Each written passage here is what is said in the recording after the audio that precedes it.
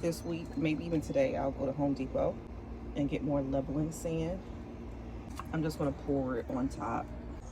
I'm gonna add a little trail right in front of the mulch. I'm gonna actually take these up. You just see there's just little parts where the water just keeps washing away. I need more rocks in this area to help funnel the water out.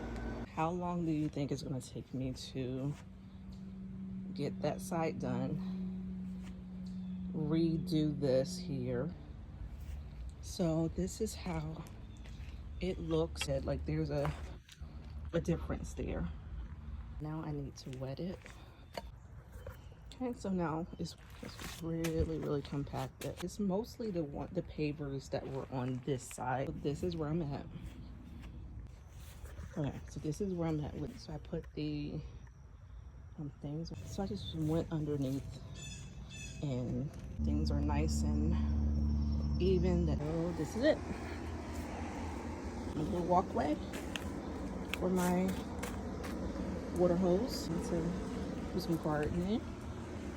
Have my hostas, have my other plants lining here in this walkway here. So yeah,